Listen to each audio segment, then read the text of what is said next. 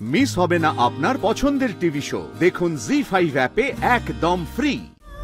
বাবা 18 জানুয়ারি দুর্গাপুরে স্যার অনুরাধা গুপ্তর সঙ্গে দেখা করতে গেছিলেন। অনিকেত আমার নিজের সন্তান, আমি ওর গর্ভধারিণী মা। তাহলে এতদিন কারোর সঙ্গে কোনো যোগাযোগ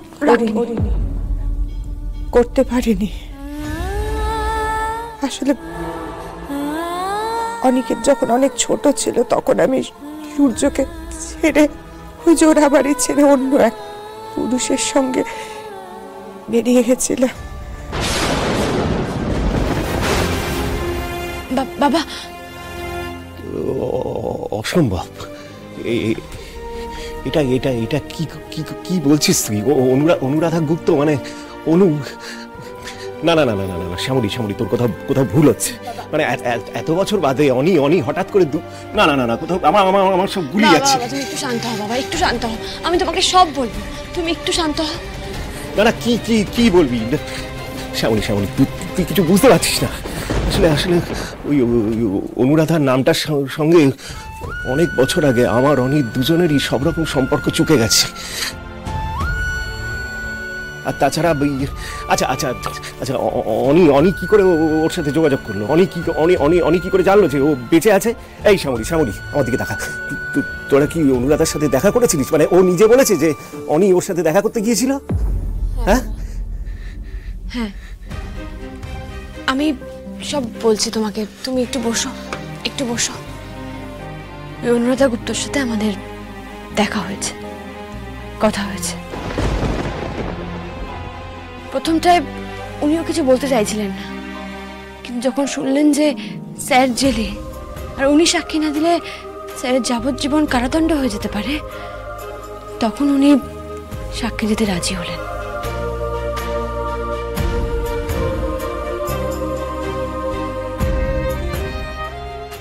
যতই হোক মায়ের মন তো।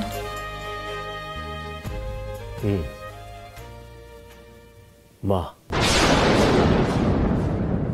মাই তো মা।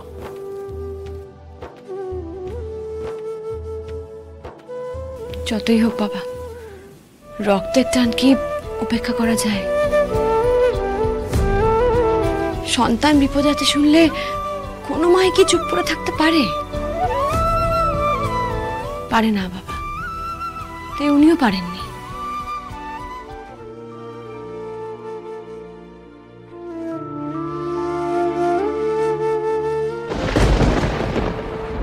হ্যাঁ,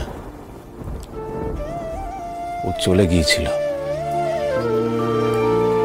আমি আর ওর কোন রকম খোঁজ করিনি। অনি তখন অনেক ছোট।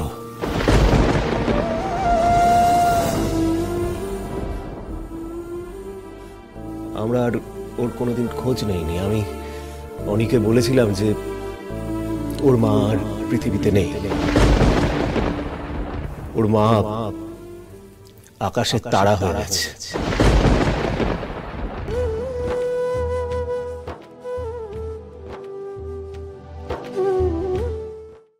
জি5 ডাউনলোড করুন আর সব এপিসোড দেখুন একদম ফ্রি।